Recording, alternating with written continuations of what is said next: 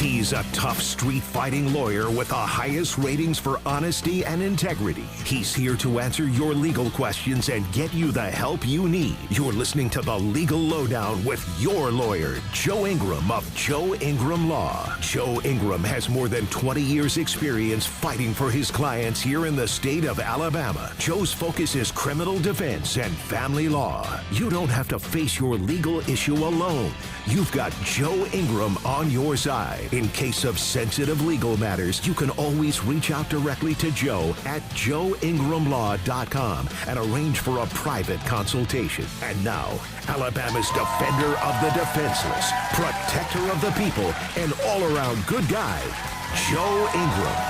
All right. You're listening to the Legal Lowdown with Joe Ingram on WERC 105.5, 105.5 in Birmingham, WBHP up in Huntsville, and WRTR in Tuscaloosa. All right, we're halfway through July. School is about to start, and we have a fabulous guest today with us. I have been teasing this for a couple weeks. We have the mayor of Hoover with us, Nick Derzis, who's going to give us 50 minutes of his time. And we're going to go right to him because I don't want to waste 1 minute of this. I have been so excited for this for weeks. Mayor, how are you today, sir? Fantastic. I appreciate you having me on. Mayor, thank you for taking your time to do this. I know you're busy. I can't imagine your schedule. So I really appreciate this. So, Mayor, I know you're well known around town. But for our listeners, I want to talk a little bit about your background, your childhood, how you got to be where you are today. And so in my research, I tried to find as much as I could about you while you were running for mayor. You grew up in a family. Your father was a military officer. He was. And you've got an older brother that's just slightly older than you, 16 months. Right? Correct. Okay. Talk a little bit about, because your brother did in an interview for you, talk about growing up in the home where your dad's a military officer. How did that shape your childhood, and does it still shape you today in any way? Absolutely. Well, first of all, I was born in Berlin, Germany, Army Hospital. My brother was born in Trieste, Italy. So we lived overseas those first several years when we were both born. And we lived in a military household. My dad was a colonel, eventually became the commandant of the U.S. Army Intelligence School in Fort Hollywood, Maryland. So growing up, it was a very strict household. It was a yes, sir, no, sir. I can remember when we lived in Maryland, when my brother and I would answer the phone, we would say, quarters 13, Nick Derzis speaking. So that kind of gives you any idea of the military aspect of our household. So, of course, I went into the service like my dad. I did not do military service, but I did police service for 45 years. He was a guy that felt like you should give back to your country, to your community, and stressed that to us, both of us growing up. Great parents. Mom, we moved so many times. My mom actually was a buyer in New York City before my parents got married, and then when they got married, my dad entered the military and they started traveling. So she never really, I would say, never had she was a homemaker, but not an actual getting paid to go somewhere to work. But we grew up in a great childhood. We fond memories. My brother and I were talking recently of living in France and different places that we lived, and I think it was really a great childhood. Some people would say, well, how could it have been great? You moved around so much. Well, it was great because you met people from different countries, different nationalities, different customs. And I think it helped both of us as we grow older understand people. And in my line of work as police for over 44 years and then as a police chief for 21, understand people. We're a people business. And understanding why some people do things and others don't, and what does your nationality play into that, I think it was great. Listen, I wouldn't have changed a thing growing up, and we always called the Arlington, Virginia home base because my dad was at the Pentagon there. We actually lived there twice. Okay. And if, just for our viewers listening, you were voted senior class president of your senior class. I was. In fact, Warren Beatty went to the same high school as you. He did. He did. And my understanding from watching that tape that he was the senior class president. I think he was roughly 15 years older than you. I think that's what I understood. Yeah, I'm not sure exactly how much. He was older, but it was funny because it was the plaque that they had at the high school that showed the senior class presidents just happened. It was Warren Beatty, and then on the second side, it had my name. So I always use that as a pretty cool deal. He was funny talking with even back in those days. People knew him as an actor, obviously. Even when I was in high school, he'd already come out with some movies and so forth. And I would ask some of the teachers and so forth that had been there for a long time. He was an athlete, played sports, never did any acting or anything like that in high school. So all that came after he left school. So interesting life he had, obviously. Have you kept in touch with anybody that you went to high school with still? Yeah, sure. I actually was in Washington, D.C. last week. Right. Saw that. See our congressional delegation and made a couple calls to old buddies of mine from the high school days, and always great to kind of catch up with them. Are they surprised of where you are, or did they say, I figured you'd probably end up being something like that? Well, they knew me as a police chief for all those years, so they actually a lot of them called me during the campaign. I'm not sure really how they found out that I was running for mayor. I never really called them to tell them that, but you don't want to tell anybody you're doing anything until you win, right? So I wasn't going to tell them first, but it's interesting. It was the high school days were great there. Washington High School, big high school in Arlington, and voted class president, which was fun. And again, I think most of those guys knew that. I think probably some of them were probably surprised that I got into police work instead of the military because of the household that when they would come by the house. They called my dad the Colonel. That's what they called him in those days. So they knew that he was just kind of a disciplinarian, and all he wanted you to do was just do the right thing. And he always told me, if you got to think about it, you probably don't need to do it. Yeah. Hey, just quick question, if you remember, how many people were in your senior class when you finished high school? 600 something. Wow, that was big back then. Yeah. Well, big. Arlington and again, very diverse. Obviously, being the melting pot of America. One of my schoolmates that lived real close to us. Her dad was the gardener at the White House, so you always had people that had really significant jobs in the D.C. area from school. Just some of the things I can remember. Okay. So, how is it that you chose to go be a police officer? How did you choose that occupation? I mean, well, when I first came to Birmingham when I was 20 years old, and I came because my uncle, Mike Matzis, owned Michael's Restaurant downtown. Okay, yeah, on 20th Street. Yeah, and he pretty much owned that whole block. You had Michael's, you had Amos's Cantina, you had Pat James Lounge, you had there was other things I can't remember, but he owned the whole block. And back in those days, he had just purchased the Golden Rule Barbecue over in Irondale. Okay, the original one. The original one. Yeah. So it was summertime, and he calls me up and he said, "Why don't you come and work with me this summer?"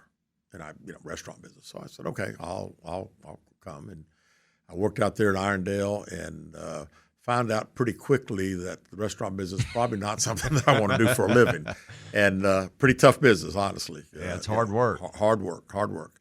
And so kind of brought me to Alabama, and then he talked me into coming to Alabama for a little while, and I'm going to open up another Golden Rule, and let me teach you the business and just kind of see if you like it. So I moved here and worked with him, opened up the Golden Rule Barbecue in Hoover for a period of time. And even in high school, I always enjoyed the aspect of police work because I always liked the idea of not being in an office. I liked the idea of things being different every day. And and I liked the idea of some action, and I thought that would be it. Well, Hoover Police, when I was in the restaurant in Hoover Police probably had, 15, 16, 17 policemen at that time. Yeah. It was obviously a very, very Andy and Mayberry type deal. Literally, when I say they had 2 jail cells, they had 2 jail cells. And the chief finally talked to me a couple of times. He would come in, and he finally said, I really would love for you to do this. Well, the pay was $800 a month. And I can assure you the restaurant business I was making a lot more than that, even though we're going back many, many years. So when I decided that I might give that a shot, people thought that I had literally lost my mind. I mean, you're going from owning part owner. I owned a very small percentage. My uncle had to take me to the bank and co-sign a loan because I didn't have any credit at that time in my life to become an owner of a restaurant. So he takes me to the bank, signs a lease, signs a loan with me, paid it back, and worked there for a few years when the chief started talking to me about potentially going to work as a police officer. And then when I made the migration to police, people really thought that I was nuts. And the rest is history. I mean, literally, I started taking some tests to get promoted, and I was able to get promoted. I was there this past February 19th, 40 years ago. I was in a police uniform at the Galleria Mall opening day. Wow. It was 40 years. Hard to believe that. And the funny thing is when people say, how was that first day? Well, the first day was really remarkable. First of all, the crowds came from obviously all over the state, and I think out of state to come see it. Biggest mall in the Southeast, attached to an office tower and a hotel. And I'll never forget when they cut the ribbon, Jim Wilson from Montgomery, who built it, when they cut the ribbon, you had the $1 Million Band from the University of Alabama. You had the Auburn Marching Band. I'm talking about the big bands. Right. That when they cut the ribbon, they marched out in different directions playing their fight song. So, again, pretty significant to think a mall's opening and you got the 2 big bands there. And, that was a catalyst for growth, catalyst for us to build the new city hall, catalyst for all the different shopping centers that obviously popped up after that, and really started the real put Hoover literally on the map. On the map. Yeah. So that's where I want to go. Yeah. So Galleria opens 40 years ago, and it's hard to say this. I was 14 at the time. So thinking about in your career of 45 years at Hoover, do you drive around and have nostalgia? I mean, when you go like down John Hawkins Parkway, none of that was there a long time ago. Two lanes back Yeah. there. Do you ever just drive around and go, I remember when none of this was here, like from my hometown? Mm-hmm. And is Galleria what made Hoover put it on the map? Would you say that? No question, absolutely. Listen, prior, John Hawkins was a 2-lane highway with trees on both sides. I mean, there was nothing there, and all the way to Shades Crest. And then all of a sudden, Galleria's coming. Started seeing some buildup on 150, John Hawkins, and really incredible now to witness and see what's taking place there. It is nostalgia. Listen, I can remember before the Galleria was built, that was just a big old hill over there. Yeah. And when they started tearing the hill down, obviously John Harbert was instrumental, Jim Wilson, and those guys on Saturdays for the construction crew, they'd invite the police over. On a Saturday, they would fly steaks in from out west. They'd have big grills out there, and Mr. Wilson and Mr. Harbert would get out there and talk and thank everyone for the hard work that was going on and cook steaks. So, yeah, when I think back and see what took place then, and it was just literally a hill, dirt hill, to see what's taken place in the last 40 years and the catalyst for economic development in Hoover, really remarkable and remarkable really that those guys had, and I would say Mr. Wilson had that type of vision to think that something that big could go into a city that probably most people didn't know Hoover, Alabama from anywhere. Yeah. So talking about the Galleria, I know that it went up for sale in June. It was finally approved. Right. I know you get asked this a lot, and I haven't seen anything in any prior interview, so that's why I'm asking. I don't want to ask you something to be repetitive. What do you envision that being? Is it going to be something like mixed use condos? I mean, what do y'all think? Well, the last administration did a couple $100,000 study. Yeah. It actually did 2 studies, right? And the studies came out pretty much the same thing. The last study I was very disappointed in. The last study, they didn't even do the whole Galleria. They just did one portion of the Galleria. They didn't do Patton Creek, and to me, that's all encompassing. So, they said that the majority of the mall needs to be, closed down and reinvented into majority of apartments. Or I saw something about a hospital clinic or something, right? No, not the last, not this last study. The last study was pretty much apartments. Okay. Yeah, and can't get excited about that at all.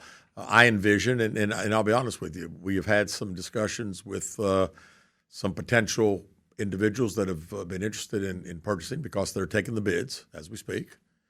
And some of them that we've talked to, they're talking about stuff that we want to do. We want to have it reimagined. We do realize that it's probably too big. But one thing we do know that some of those anchor stores need to be different.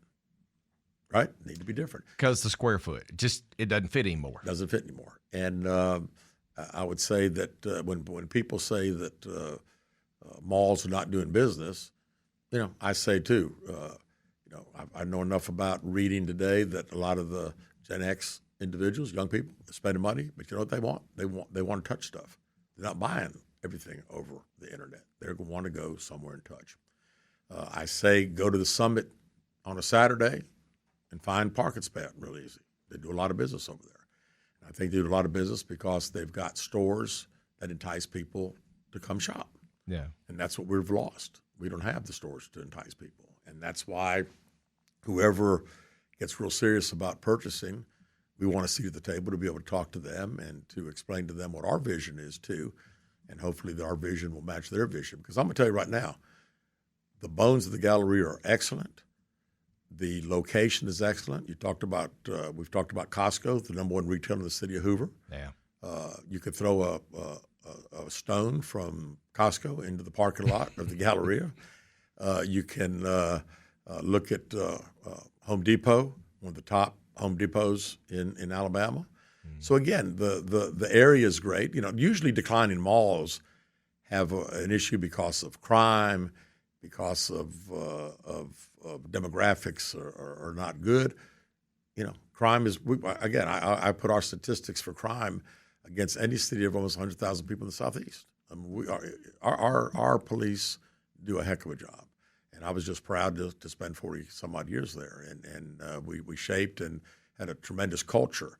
And the culture was, if you come out here and try to commit a crime, you may commit it, but we're coming after you, and we're going to catch you. And the majority of the time we do, and continue to do. So I say that to say that even the parking decks, you've got plenty of space. Look at the egress that we've got at the Galleria compared to the Summit. Right. You look at the flyover that puts you back. The flyover today, if you built that, it'd be over $200 million. Yeah. To build a flyover. So again, I think there's going to be people that want to be here. Okay. So while we're talking about the Galleria, we just had the SEC Media Days down in, I think it was down in Tampa, Florida. It was? Yeah. Okay. So you know where I'm going with this. I do. For a long time, it was at the Winfrey. It was a big deal. 2 questions for you. Okay. Because you would know this more than anybody. What do you think the revenue that has been lost from that, 1, and 2, I've thought a lot about this. I know the SEC expanded. We picked up Texas and Oklahoma. We got a bigger footprint, right? Sure. But a lot of these other states have pro teams. College football is Alabama. You know that. I mean, it is. It is what we are. It's what we live. So what are your 2 thoughts about the loss of the revenue you think we've lost from that? And I understand the SEC's got a bigger footprint now, but it seems like it needs to be coming back this way. Yeah, and we hope that does. And again, I really think that when we talk about the reason that it's not here right now, I really think probably has a lot to do with the conditions of the whole mall. It's not a vibrant looking deal right now, to be perfectly honest with you. And I think if we get the revitalization that I think we'll get, and I'm telling you, I ran on it, and I would say we cannot fail. We cannot fail. We're losing probably $10 million a year in tax revenue to our city because of the type of business that it's not doing compared to the day that it was the catalyst to our city. So I would say that we may have lost it today, but I would not be surprised if we see it back in the future. And again, SEC baseball we've had for over 25 years, right. And huge success again this year. Now that we got 16 teams in the SEC, all 16 teams come, which makes it a little tough sometimes because it's single elimination at the beginning, and you get those guys. Well, look at Oklahoma. Oklahoma wins the World Series, right? Right. And lost one game and went back to Oklahoma. So how things have changed with that? Yeah. Yeah. Gosh, I lost my train of thought here for the next question. You went too fast on me. I was going to ask you something else about the Galleria. So, all right. So, let me ask you this, and I'm not trying to pin you down.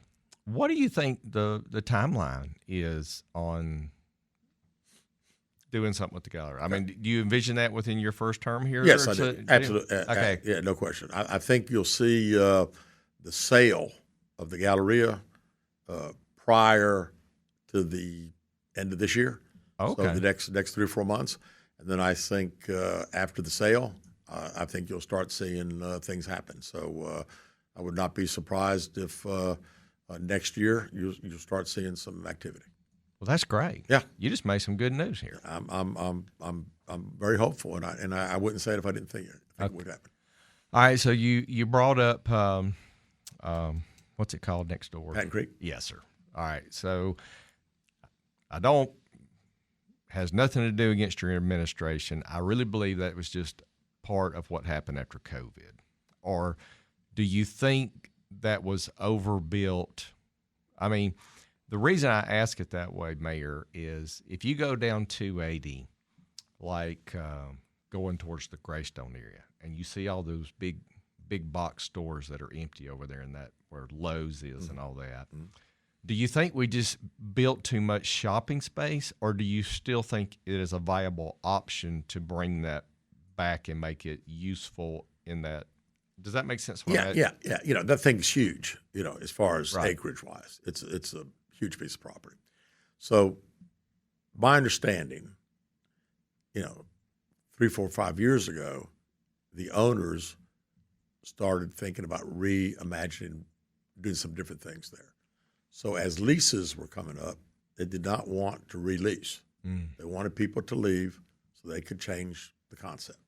Okay. Well, guess what? They let people leave and didn't change the concept. So it sold. It sold to another company who we've met with several times. They bought it in a portfolio with many, many other malls. They bought it, did not know what they bought. Literally, they're used to buying small malls. They owned the mall actually across the street from City Hall, Guitar Center, right across from City Hall. Right. And that's usually the type of things that they purchase. Well, all of a sudden they fly in and go, "Wow, we've never really had anything this big." So they weren't really sure, I think, what they were going to do. We gave them some names of some developers that we know that have an interest. That completely needs to be reimagined. I would not be surprised if that could be some mixed use. I think there could be some more green space. But again, the size of the mall, just to say that it would be all boxes and try to be retail, won't work. Okay. Won't work. We're having a fascinating discussion with the Mayor of Hoover, Nick Derzis. We'll be back after news and weather. Stay tuned.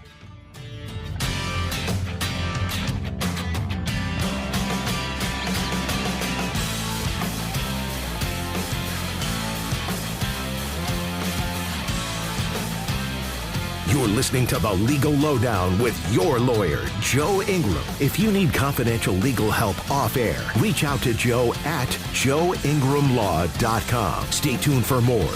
Joe will be right back after this break for news and weather. You're listening listening to The Legal Lowdown with Joe Ingram. Joe is a 20-year veteran of the Alabama courts specializing in criminal defense and family law. If you need a private legal consultation, email Joe at joeingramlaw.com. And now, welcome back to The Legal Lowdown with Joe Ingram. All right, we're back for the second segment of the first hour of the Legal Lowdown with Joe Ingram, your Alabama lawyer on WERC 105.5 in Birmingham, WBHP up in Huntsville, and WRTR in Tuscaloosa. If you've been listening this morning, and I know you had, and had your first cup of coffee, we have Mayor Nick Derzis in the house with us, and he has been great with his time, and I got about 24 more minutes with him, and I'm excited. Mayor? Yes, sir. All right, so right before we went to break, we were talking about the Patton Creek. And we were talking during the break, we were talking about more type, what's the word, mixed use. Yeah. Expand upon that just a little bit for everybody. It is a big piece of property.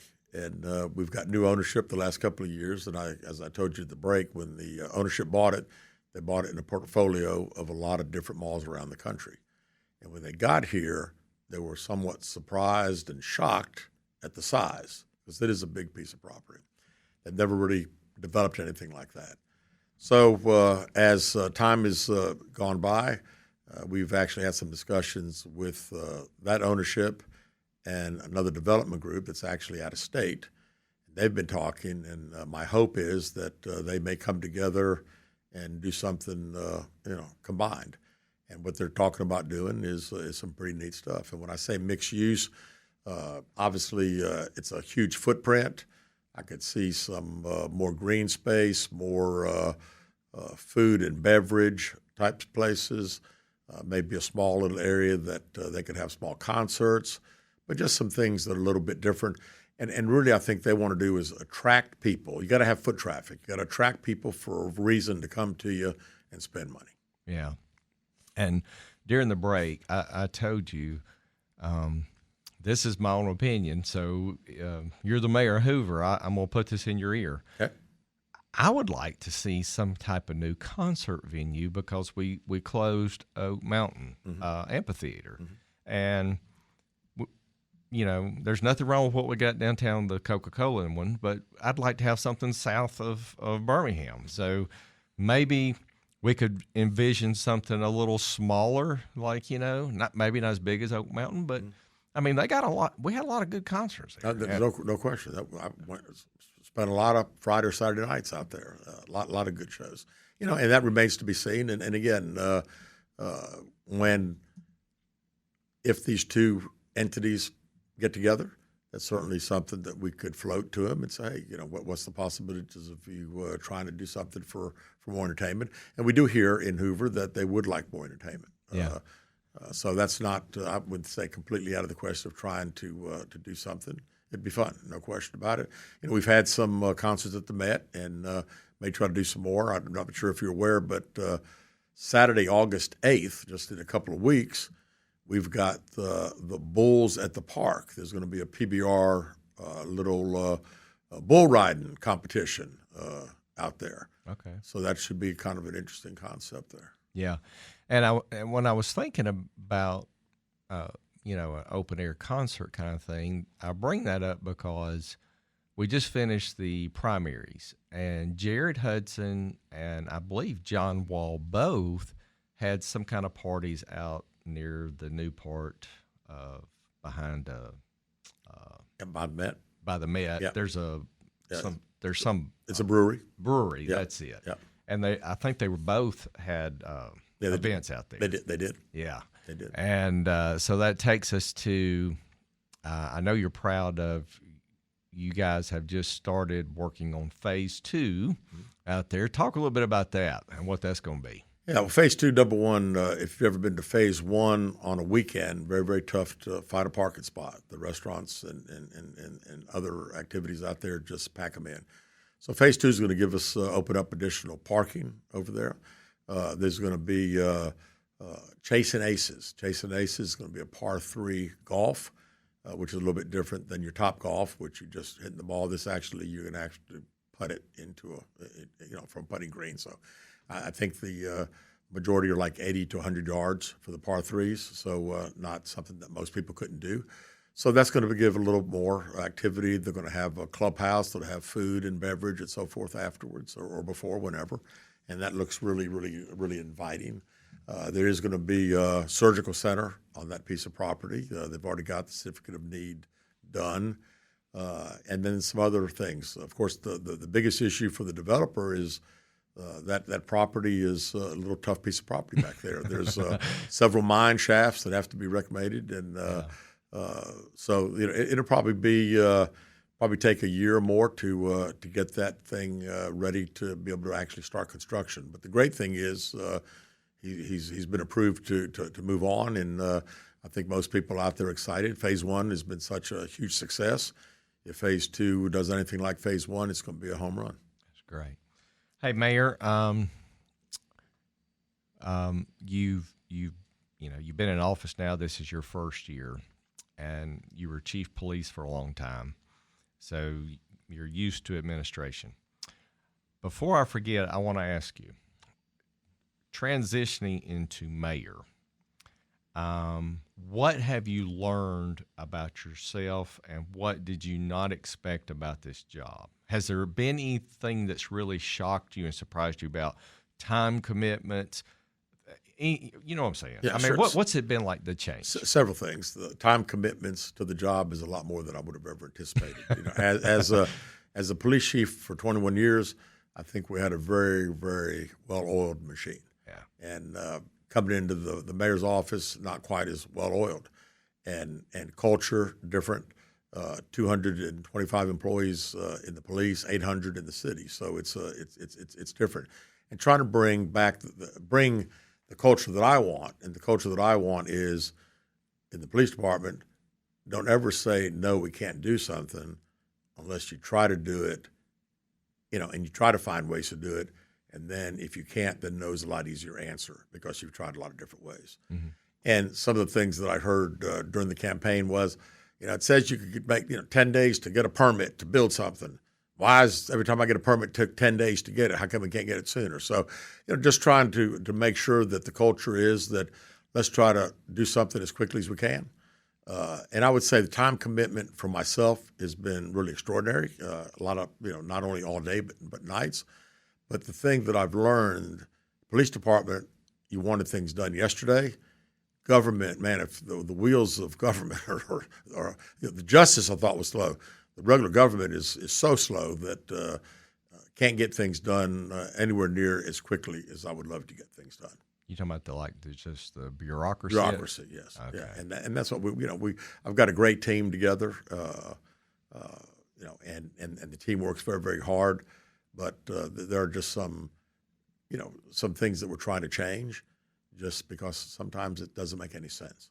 And just because we're doing something the same way for 20, 25 years doesn't necessarily mean it's the right way to do it. So I think we've made some good inroads into that.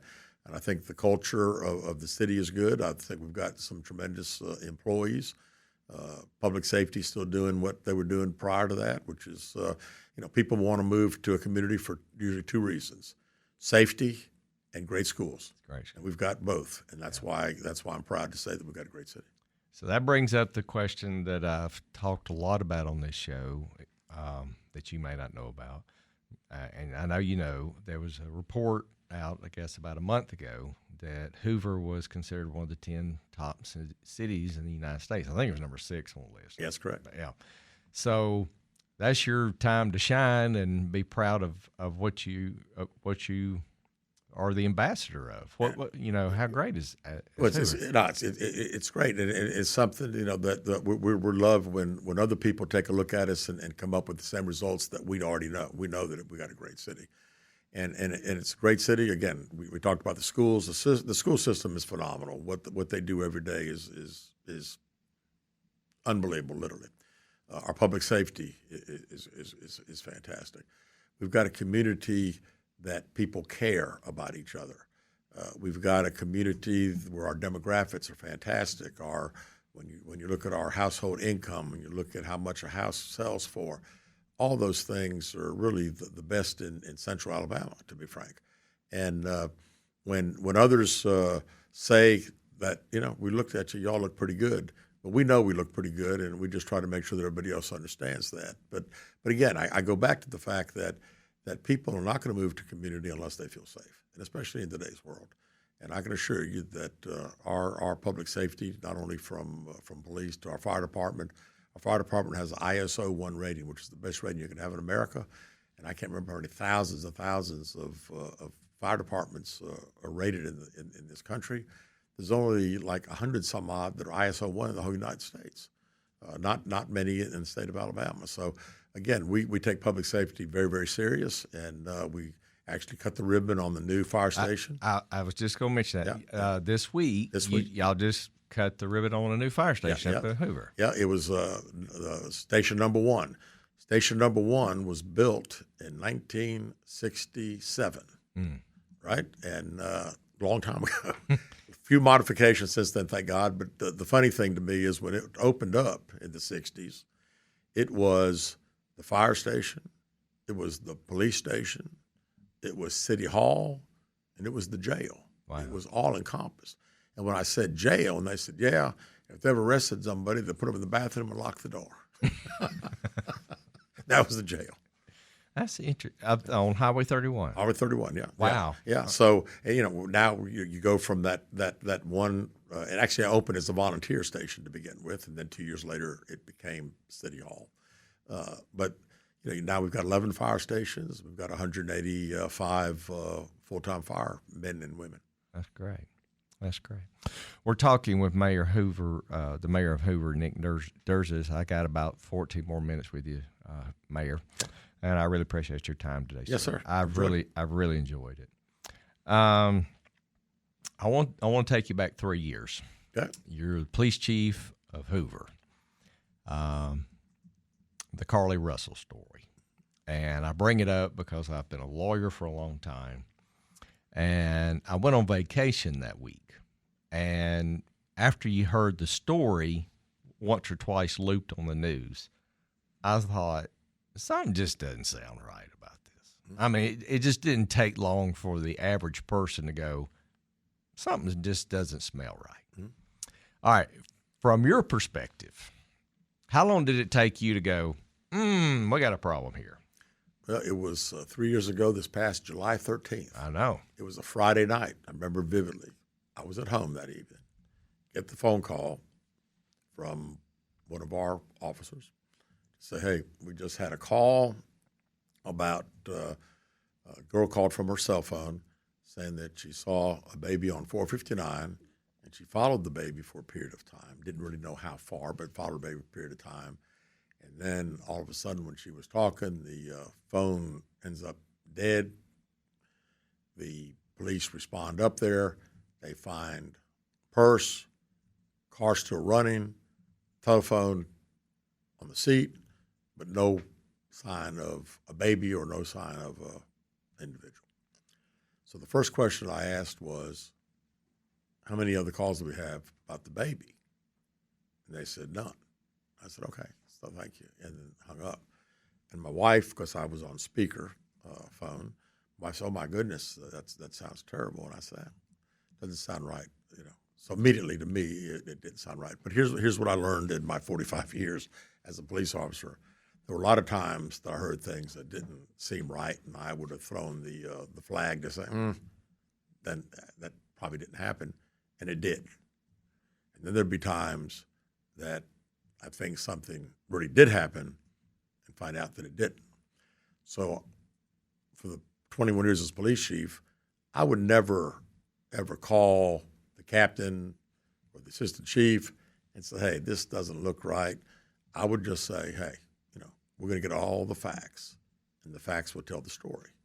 And within, 36 hours, we had a lot of facts. Yeah, we had her computer and the things that she had looked up and different the searches. So, yeah, the take-in and all the different things that she had done, and saw where she had left her place of employment and left with some money that didn't belong to her, and then went to Target and bought some cookies and snacks and stuff deal. So, again, when I did my press conference, which were several, which was the thing that was really shocking is how you do press conferences and it's your local media and you recognize everybody because you watch local media, and then all of a sudden you're getting pumped with questions. And you're looking at these people that are talking to you, and you're usually watching them doing national news stories from New York and Washington, D.C., but here we are in Hoover, Alabama. So that was a little significant.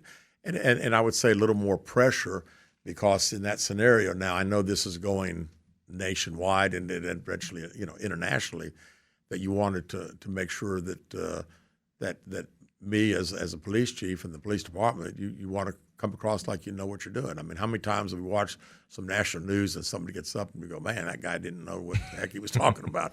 So, there's a little pressure to make sure that you come across the way you want to come across. And, obviously I think everything did. We all were. And again, I'm a team guy. It's not about me. It's about the Hoover Police Department at that point in time. And we had a great team that put everything together. I just happened to be the face as the chief.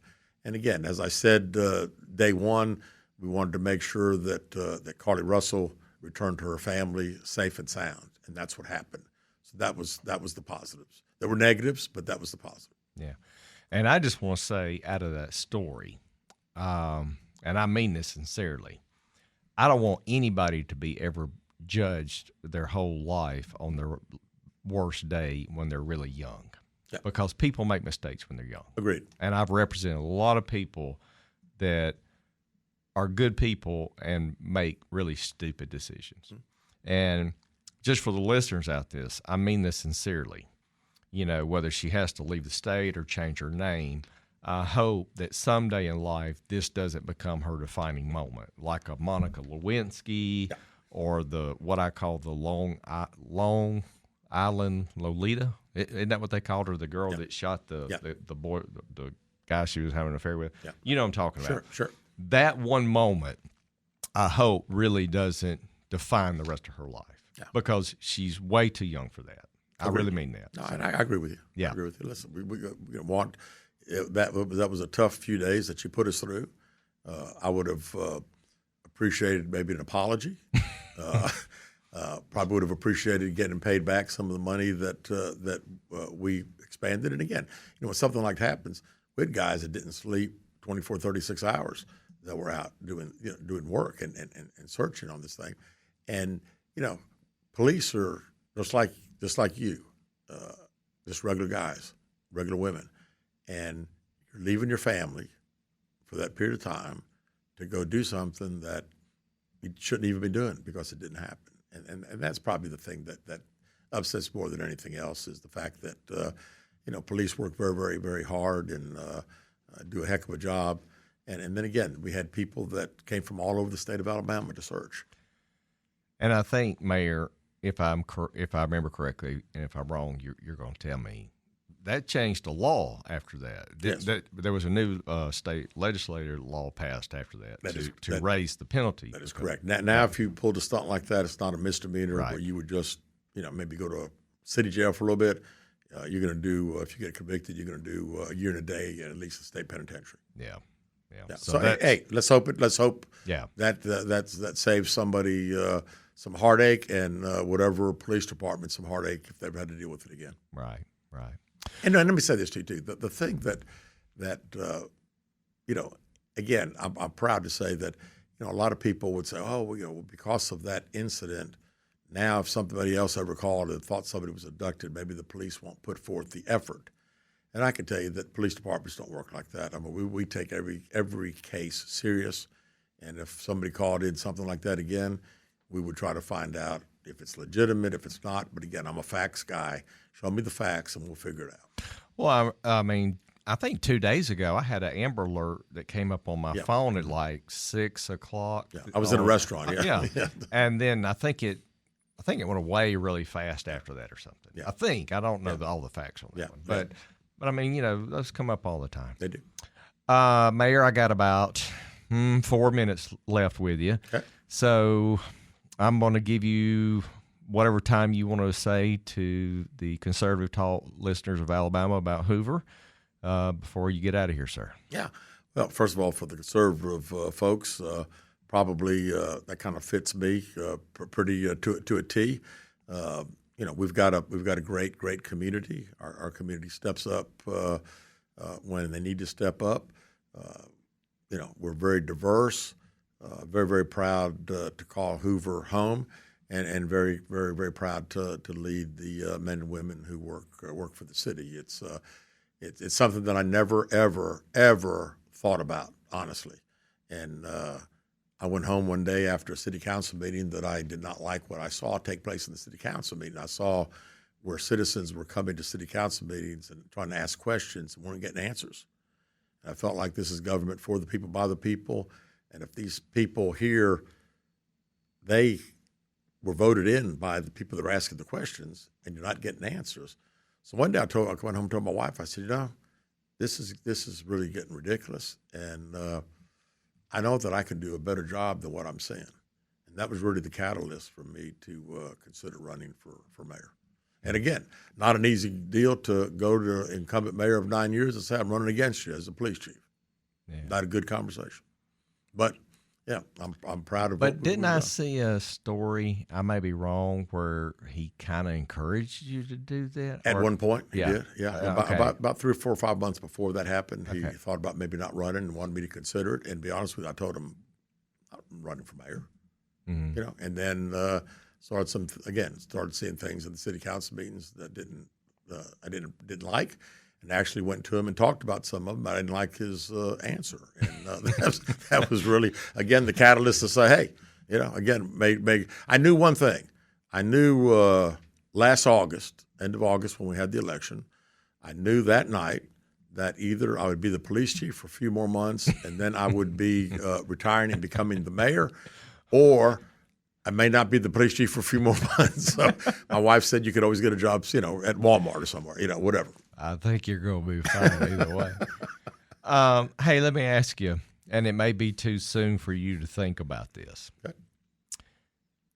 Have you thought about how long you want to do this, or is it too soon for that question? Yeah, I would say that probably too soon. Okay. What I want to do is to me and the team that I've got want to make a positive impact on the community. And I said the night that I got elected, I said, I want people a few years down the road that didn't vote for me to see where we were and to say, you know what, the guy's done a good job. And that's what I want. Well, you're about a year in from the election, almost. Yeah. And you have just been going 90-0 like Trump. I see you everywhere. I saw you up in D.C. last week, and you have a lot of positive energy, and you are a great ambassador for the city of Hoover. And I really believe that's what you really are. You are the face of Hoover, and I think you're doing a fabulous job at what you're doing. Joe, I appreciate you saying that, and I appreciate you having me on. It's been a good. It's gone quick. We've talked a lot. Well, I've had to harass you all summer. I know you didn't want to do it, but I really appreciate you taking the time to do it. This has meant a lot to me. I've looked forward to this for weeks, and I try to prepare for all my guests. I don't want you to come in and just get routine questions. I hope that I try to give you good questions that you haven't heard somewhere, or questions that you feel are beneficial to the people that are listening to the broadcast. I can honestly say I've enjoyed it, and I do look forward to a return visit if that's possible. Mayor, if you come back, you'll make my day. I'm not kidding. John will tell you. I got Barry Moore in here, and I made him stay 2 hours, and then I was shocked. But anyway, okay. Well, folks, you have heard the mayor of Hoover, Nick Derzis, for the first hour of the show. And he is fabulous. And I tell you what, if you live in Hoover, you should be very proud to get out and see him. He works 24/7. He is doing a great job. And it looks like some good things are about to take progress here over at the Galleria here in the next 12 months. So we made some good news here today on that. And we're getting ready to start school in a couple of weeks. I know you're going to be really busy, right? Get busy, yeah. What's your schedule? Do you even know every day what you do, or somebody just tell you, "Hey, Mayor, this is what you're doing today"? We go over the schedule before I leave. Like tonight, I know what I'm doing Monday. My assistant Crystal does a great job of telling me where I need to be. All right, we'll be back after news and weather. Thank you, Mayor. Thank you. Bye.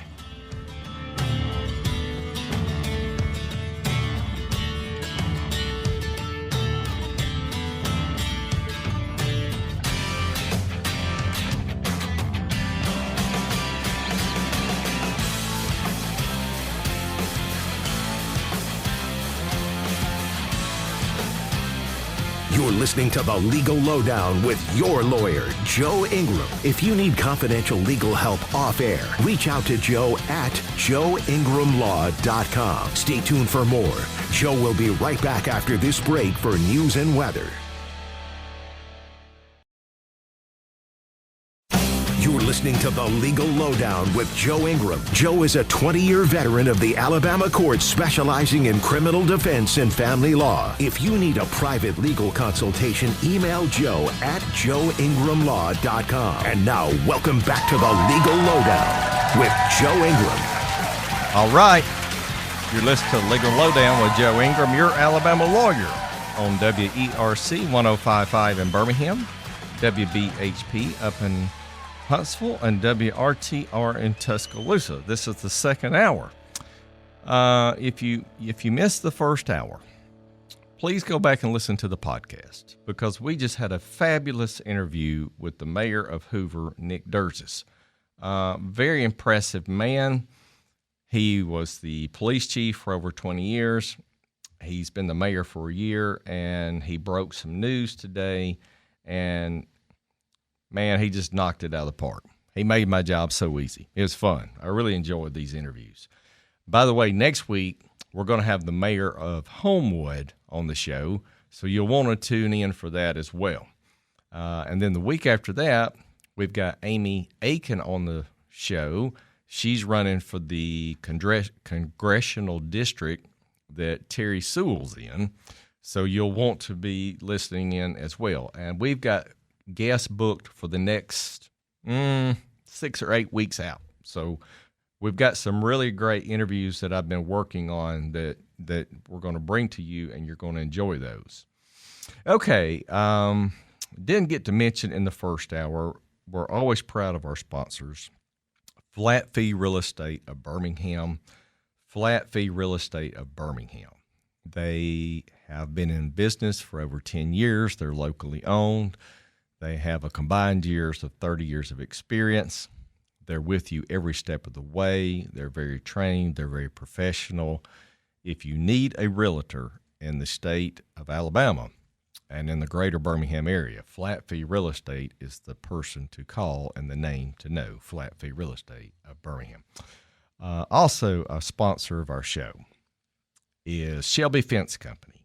Shelby Fence Company. If you need a fence in the greater Birmingham area, call Tim at 205-664-1551. 205-664-1551. Shelby Fence Company. Whether you need a commercial or residential fence, whether it's wood, aluminum, chain link, whatever you need, Shelby Fence Company is the name you need to know if you need a fence, and you can look them up on the web. As always, if you need to call me, you can look us up, joeingramlaw.com, joeingramlaw.com. My phone number is 205-825-5297, 205-825-5297. Okay, folks, we are in the middle of July. I told you summer goes by fast. School's going to start here in roughly, 3 or 4 weeks. Kiddies go back to school. Before you know it, football season will be starting. And we're going to talk about some national news this week. And we get to start with my buddy. I don't have a choice. I have to do it. We have to start with Comrade Mandami up in New York. He can't help himself. He just cannot help himself. Wait a minute. Before I do Comrade Mandami, I promised some marital jokes. Okay, just bear with me just a second. I got 2 jokes for you.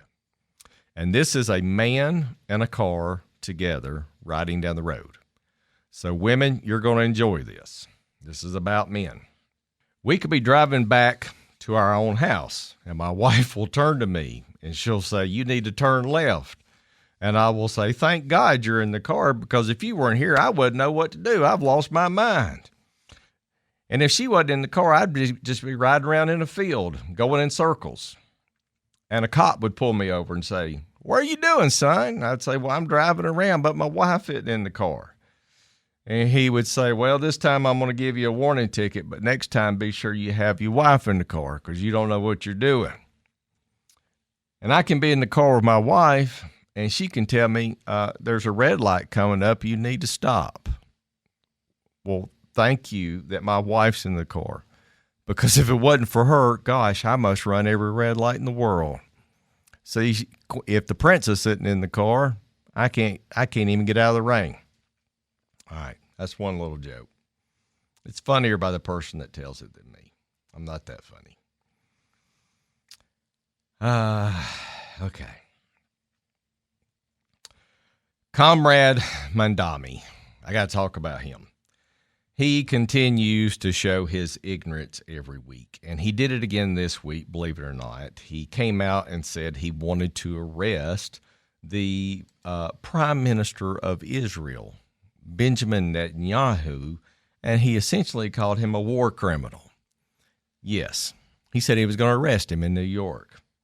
And then somebody must have got to him and told him he's not that important, and he doesn't have to do that. So he gave another speech, and he recanted, if you will, that he doesn't really have the power to arrest the prime minister of a foreign country, by the way, as one of our greatest allies.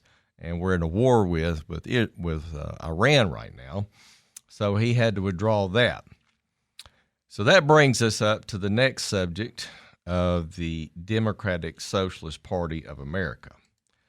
These people cannot get out of their own way. They literally cannot right now.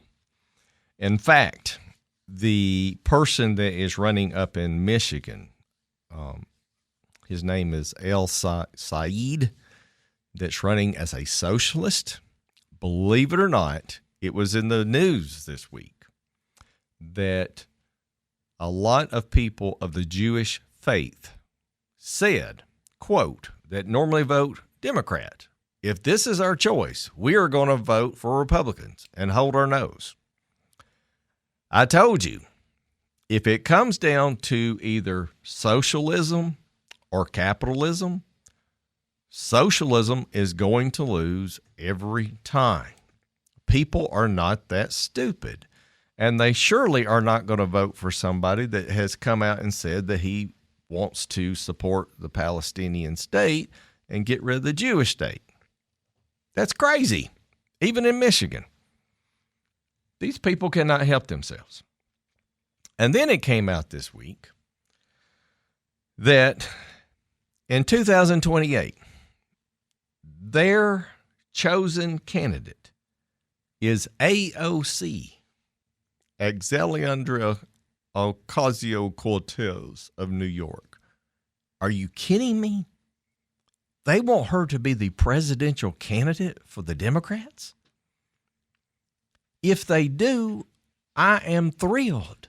Here's why. Whoever the Republican candidate is will carry, I'm going to tell you right now, they're going to carry 40 plus states. There is no way in this world AOC is going to come to the South and carry heartland of America. No way would she play here. She came down here to Selma back in March, wasn't it, John? For the coming over the bridge walk. She doesn't have the appeal to mainstream America that she does up there in crazy New York land. So if they want AOC to be their candidate, I am tickled to death. They have made my day. I mean, that Socialism is just not going to work, and we're going to find out really fast. And I think there's been some polls in the past week, and the Democrats are really concerned in New York because the votes aren't there for them. They may not get the Senate. Now, they may get the House, but I don't know that they're going to get the Senate. So this socialism thing, if I was a Democrat, I would come out and say, I'm not for it. And here's what they want to do. They don't even hide it. They have said, we want to do away with the United States Senate. We want to do away with the Supreme Court. We want to do with the President of the United States and call him whatever you want to call him, the head honcho. Are you kidding me? The leader of the free world? We're going to do away with the presidency? Oh, and by the way, we kind of like the idea of having maybe a prime minister of like England. Let me tell you how well that has worked out in England the last 5 years. I think they've had somewhere between 3 and 5 prime ministers in the last 5 years under King Charles III's watch. Not saying he's responsible. I'm just saying a long time ago, the prime ministers lasted a lot longer. The turnover right now in England is really bad, and it has a lot to do with all the Muslims that are in England that they've let into their country, by the way. So the socialists have told you what they want to do. They want to do with the Supreme Court. They want to do away with the Senate.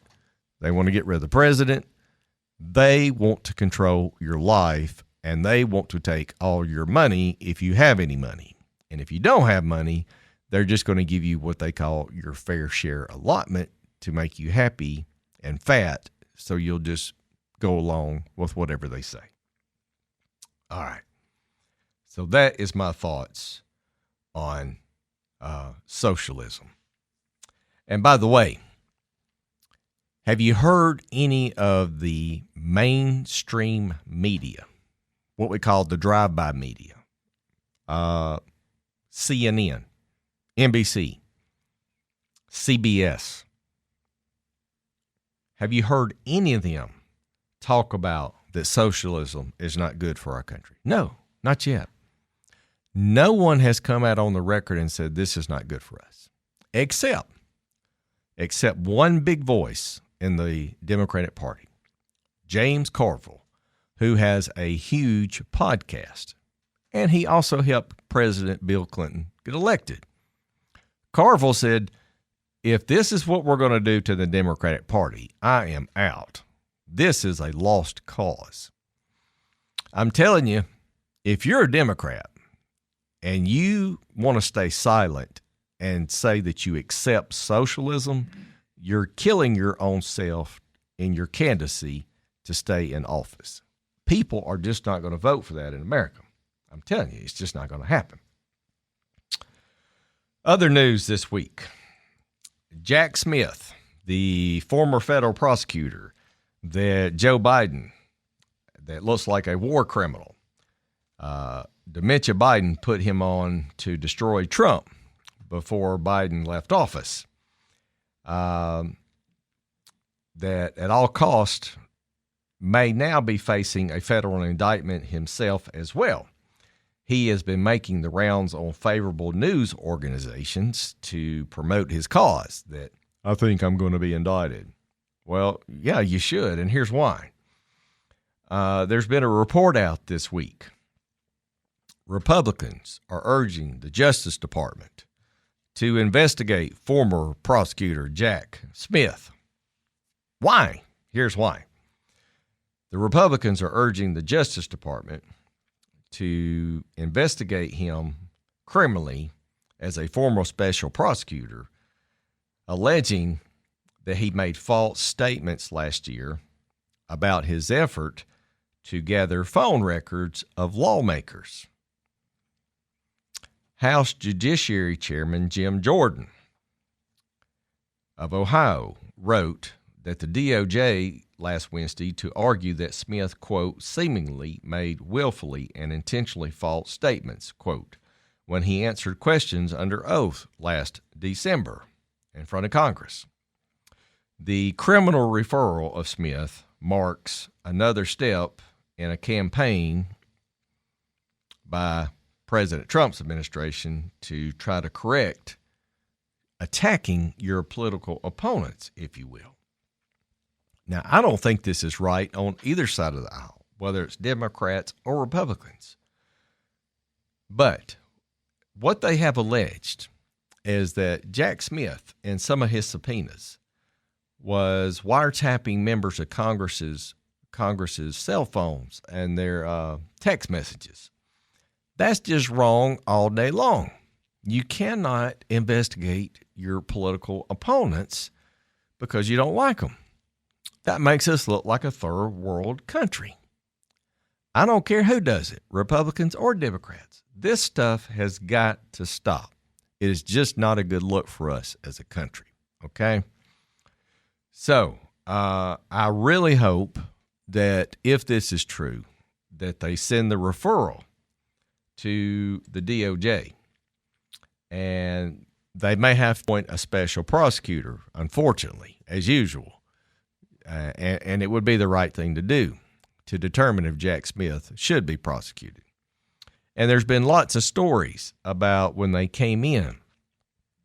Have you heard the stories about the burn bags that they found in the FBI building in these special rooms that had all these evidence and all these documents? Well, for whatever reason, somebody did not burn the burn bags. Somebody had either a moment of conscience and said, you know, we're going to leave this evidence and let somebody else make a decision, or maybe they just forgot to burn the burn bags. I don't know. Either way, there's a lot of evidence there. And, you know, Trump's been in office now going on, roughly 18 months. And it takes a long time to uncover this stuff. And if the election goes for the Democrats, well, there's not going to be any investigations of Jack Smith come January of 27. All they're going to do is try to impeach Trump for a third time. I can assure you. That's all they're going to do is investigate President Trump after January of 27. So it is really important that if they make a criminal referral, that they move fast on this to see what comes out of it. All right.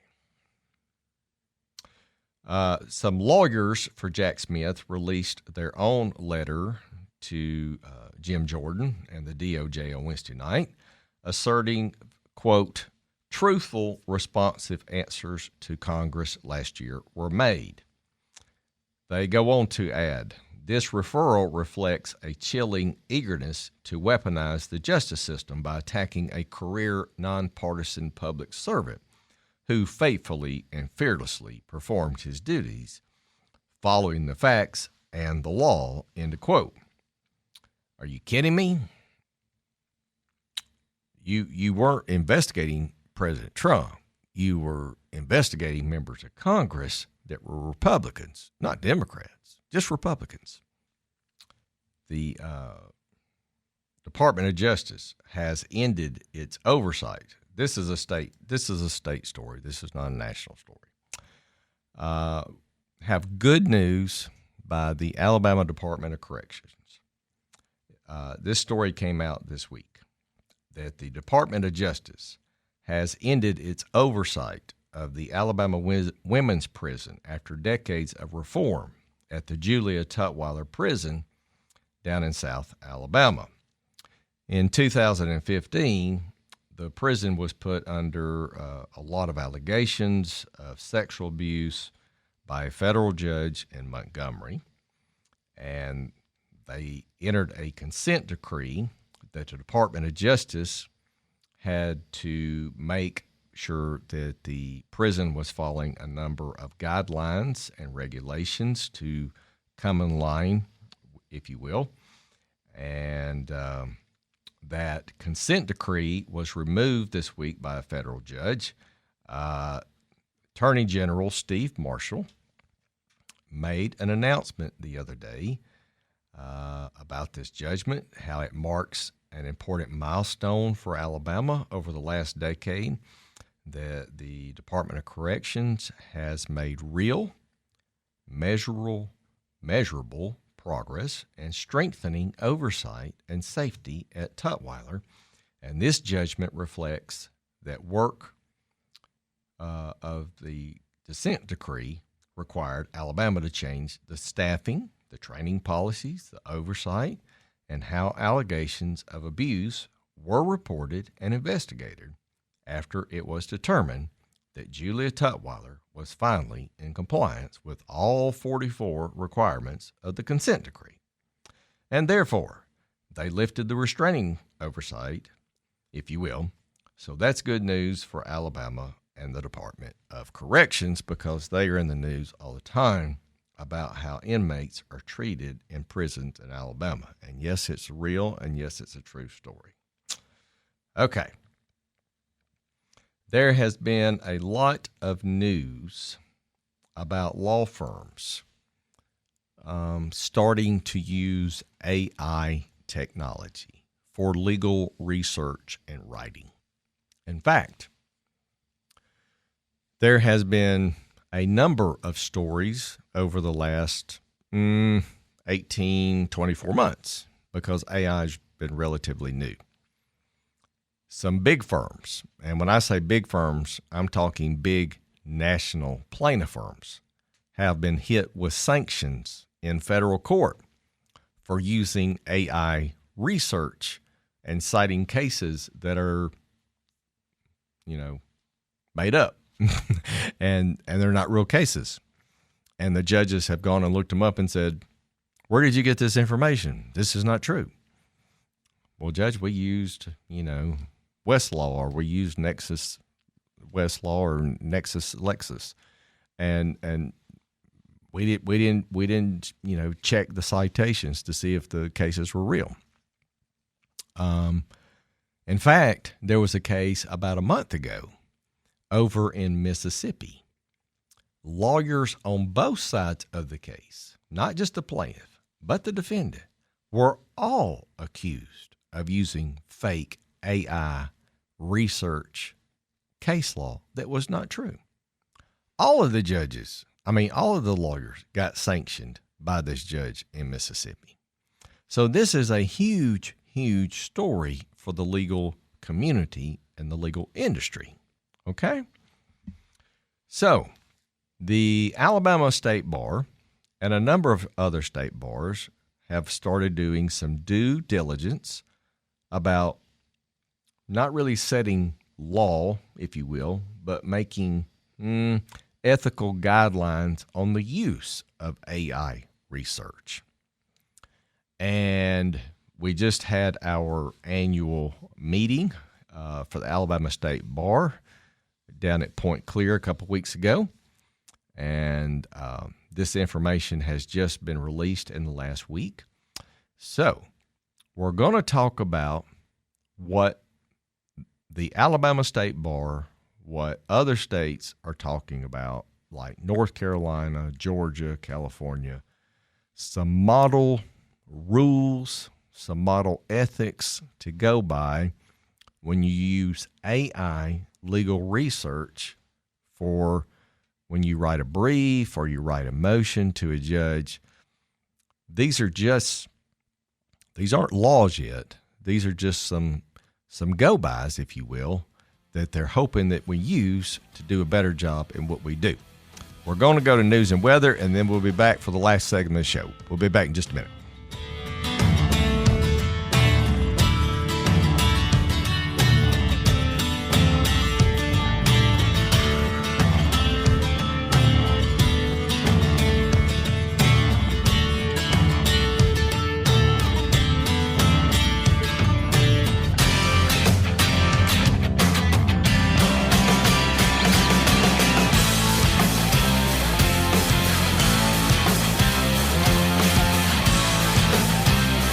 You're listening to The Legal Lowdown with your lawyer, Joe Ingram. If you need confidential legal help off air, reach out to Joe at joeingramlaw.com. Stay tuned for more. Joe will be right back after this break for news and weather.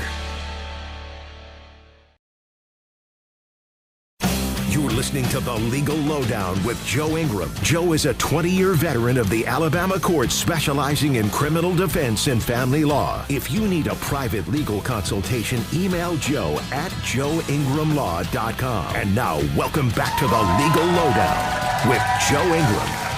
All right, you're listening to Legal Lowdown with Joe Ingram, your Alabama lawyer, on WERC 105.5 in Birmingham, WBHP up in Huntsville, and WRTR in Tuscaloosa. This is the final segment of the week. Before we went to break, we're talking a little bit about AI research for legal research and writing. And the Alabama State Bar has recognized that AI is rapidly moving into the area of legal research and writing and drafting of documents, using it to summarize evidence and go through big boxes of evidence that would take forever in the past. And so to help lawyers, they have developed, if you will, some model rules of ethics on using the new technology for writing contracts, for going through lots of discovery documents. We as lawyers have to be cognizant of the time it takes if you used it to write a contract as opposed to doing it the old way if you're using AI research. Should I charge a client 3 hours to do a contract when it takes AI 45 minutes? No. I should only charge maybe an hour, 45 minutes for the AI research, and maybe 15 minutes to review it, if you will. It's just being a good steward, if you will, of clients' money and not overbilling your client and charging them for work that you're not really doing.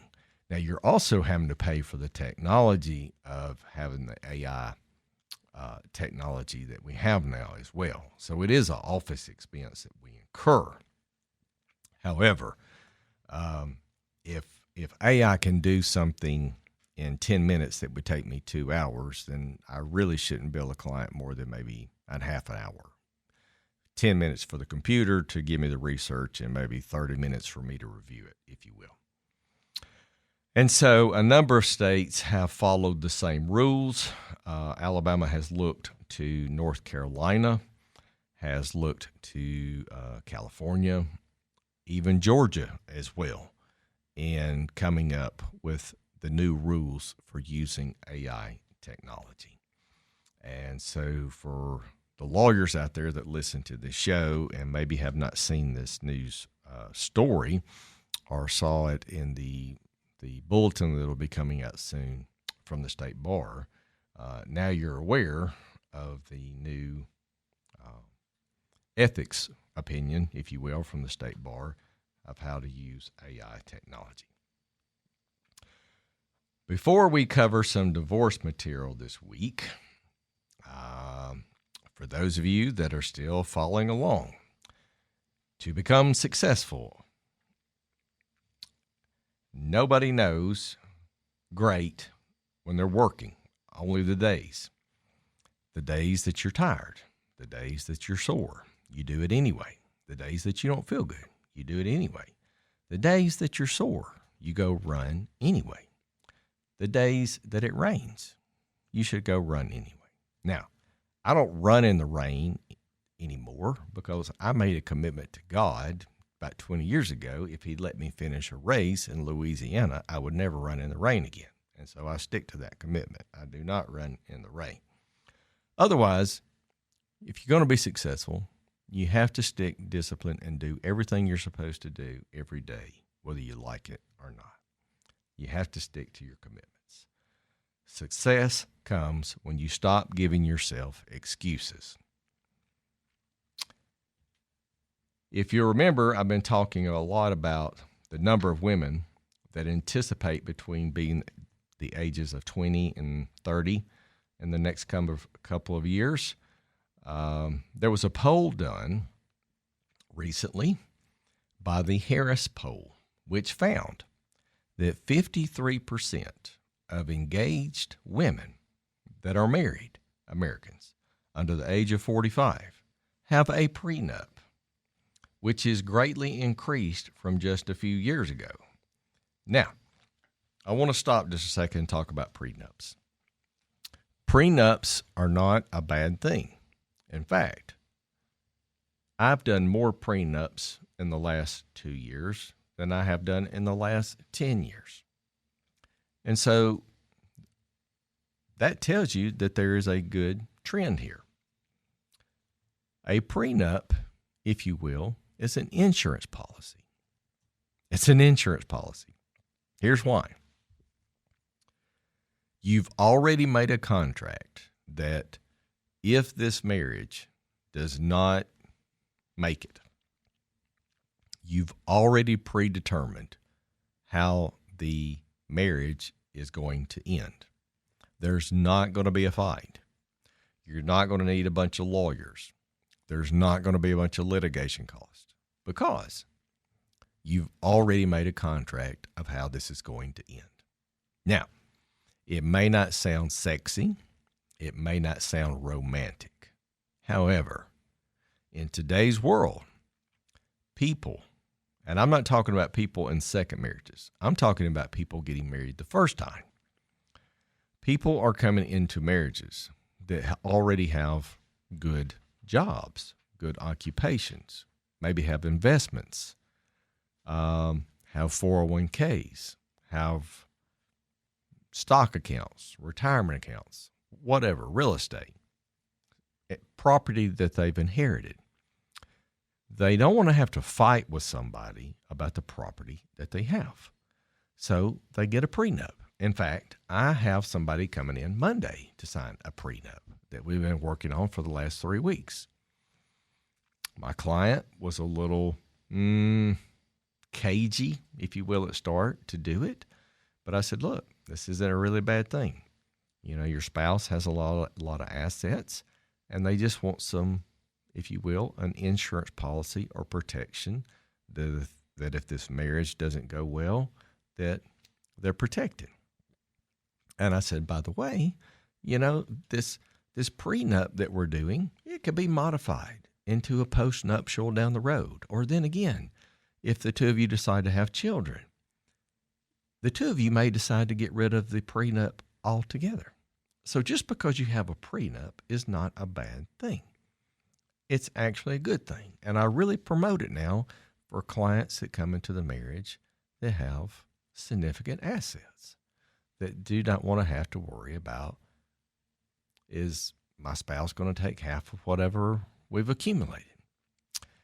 The only way that would count is if you commingle the assets or you commingle the funds. Then it would become joint assets or joint property. As long as you keep it separate and you have a prenup, it's your property. So prenups are not a bad thing to do. They're really not a bad thing to do in today's society. Okay. All right, that's my little spiel about prenups this week. Okay. Now,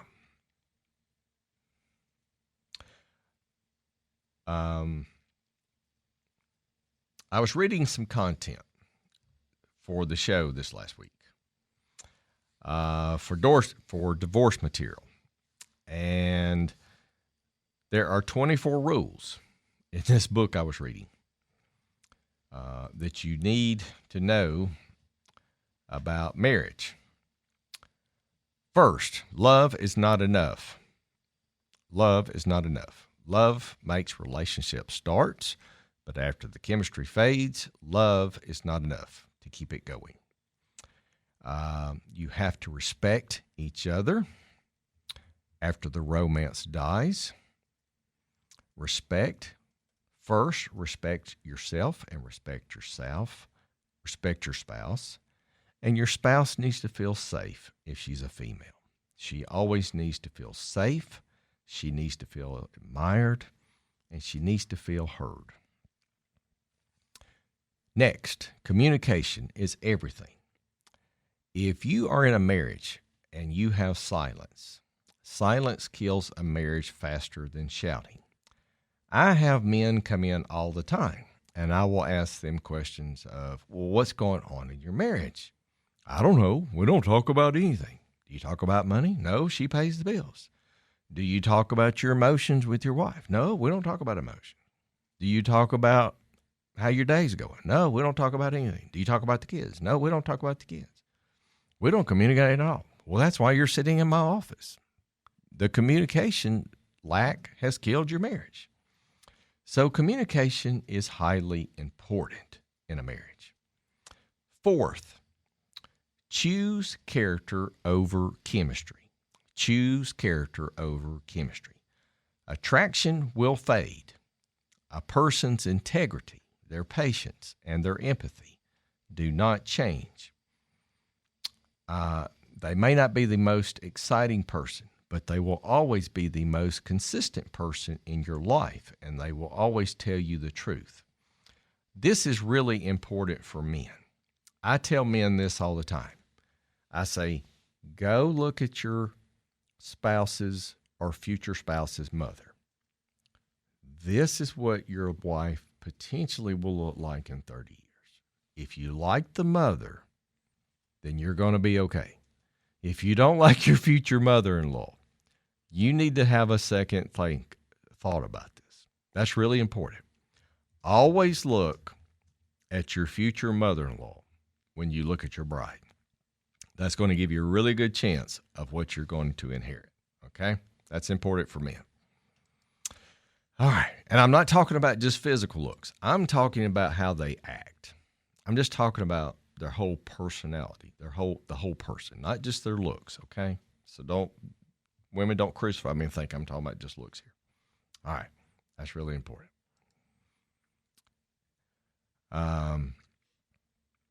Marriage is a daily work. After the wedding, you're going to have to work at this 365 days a year. This person, you hopefully, that you're going to grow old with 30 or 40 years. Marriage is a daily grind. Next, don't marry, potential marry, what you hope they're going to be. Now, this falls in the category for women. Do not marry somebody with the potential of what you think they're going to be. And here's what I mean by that. Well, Mom, I'm dating this guy, and he's going to medical school.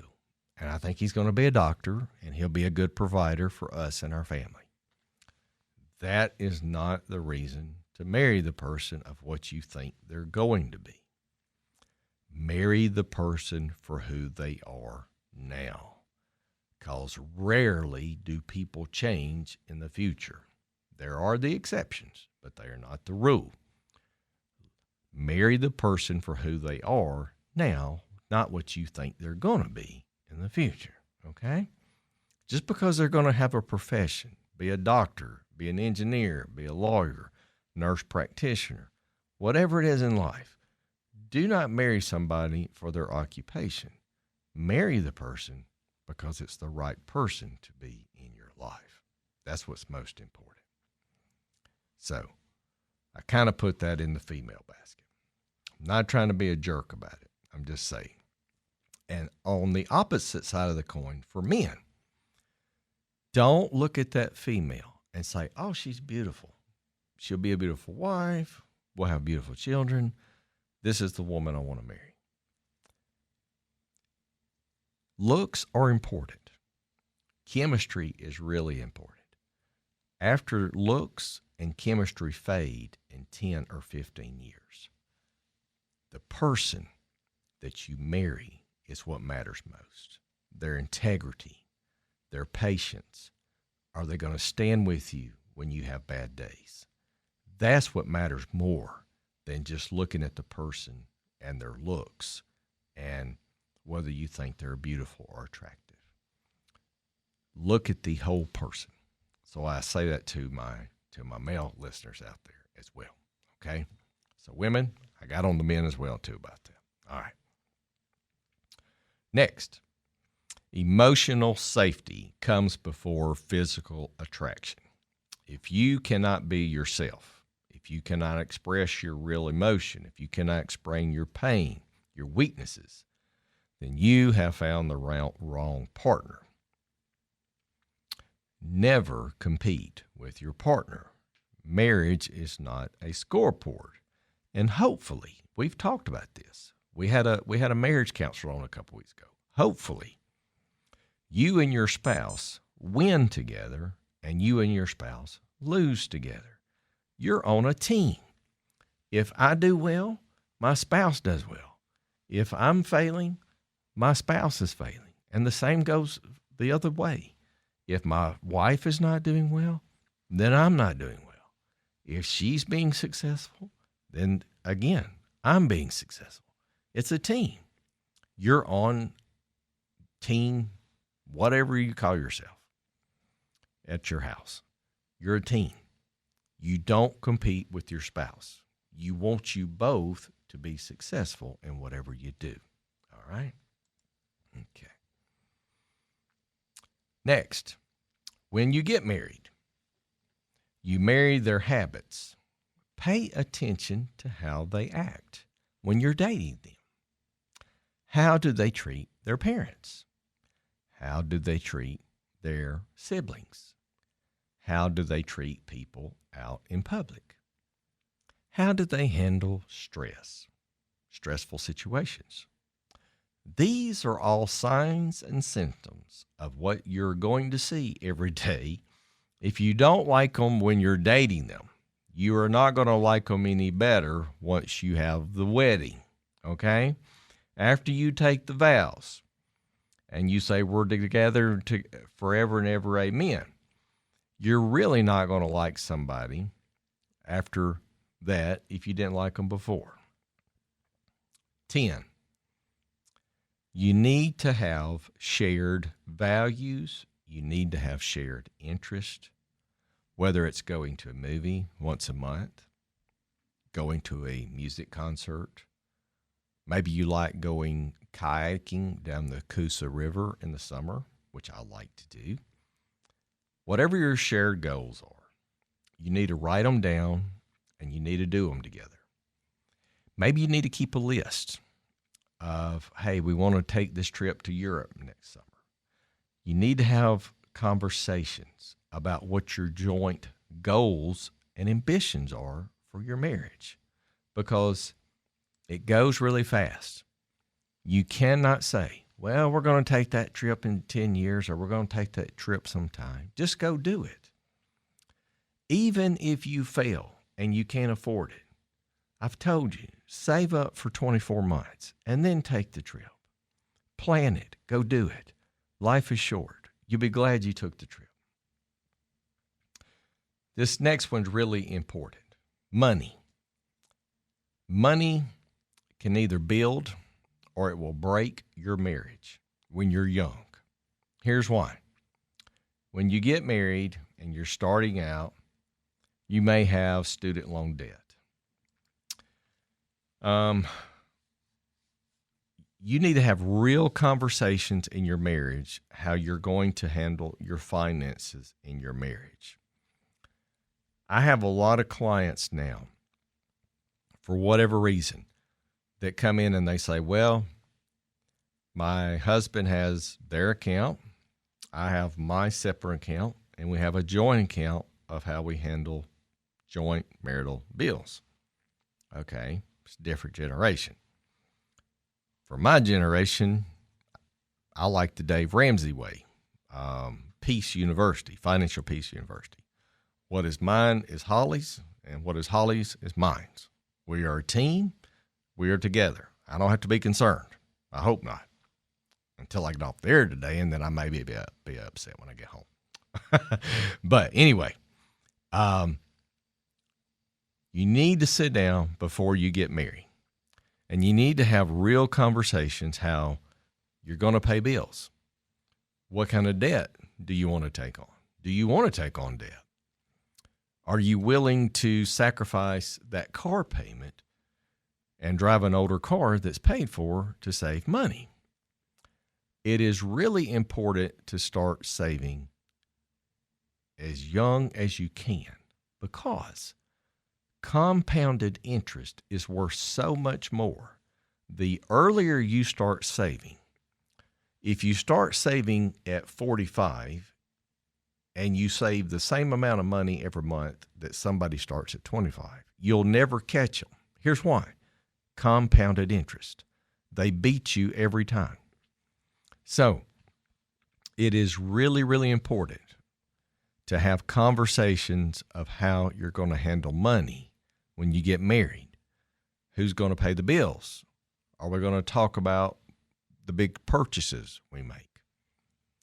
These have lasting impacts on whether or not that marriage is going to be successful. And last, forgive fast, but don't forget. Grudges can ruin intimacy in your marriage. You have to learn from your lessons to let go, and you have to be able to forgive. It's not a weakness to forgive, men. It's not a weakness to forgive. Put your ego aside and learn how to say you're sorry and to forgive. It's harder for men than it is for women. All right. Arguments aren't the problem. Disrespect is healthy for couples to fight, as long as you fight fair. And don't bring up past arguments. Stay focused on the issue that you're having the argument about. It's okay to have arguments. It's not okay to dominate your spouse.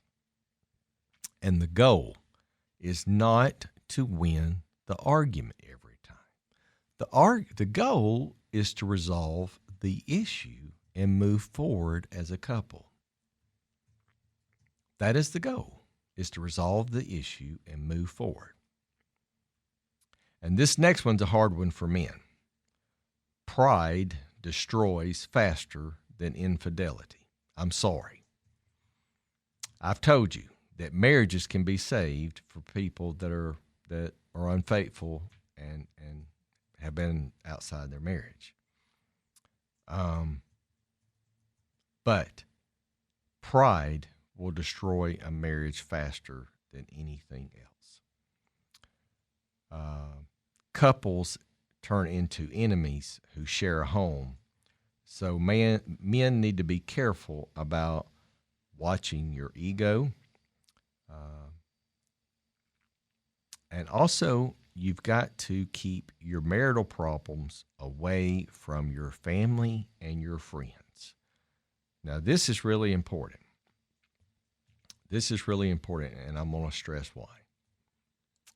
Blood is thicker than water. Your parents are going to love you no matter what you ever do. You don't need to go home and tell your parents about how bad your husband is, because when they see him at Thanksgiving and Christmas, they're not going to like him, okay? So you need to have a rule that what happens in the marriage stays in the marriage. Now, if you decide to divorce your spouse, then you can go home and you can trash them and say everything they ever did, and they can hate them forever. But while you're trying to be married and keep that healthy marriage, never, ever, ever discuss your marital problems with your friends or your family. That's just not a good rule to have. I had that conversation with somebody in my office this week. And matter of fact, I had that conversation with somebody on Thursday about a divorce case. And they understood what I was talking about. That's really important. All right. So we've covered a little information this week. Didn't get to cover everything that I wanted to cover. If you missed the first hour, please go back and listen to the interview with Mayor Derzis. He was a fabulous guest. I appreciated his time. Next week, we have the mayor of Homewood. She is going to be fabulous. It's going to be a great interview. We've got some interviews coming every week for about the next 2 months.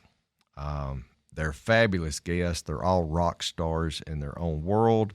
You're going to enjoy the interviews. I love the interviews better than anything else. I love the interviews. It's been a good week. I am told next week it's going to be really hot. I think next week's going to be really hot. So get out, have some fun, and I'll talk to you next week. Got to go. Bye.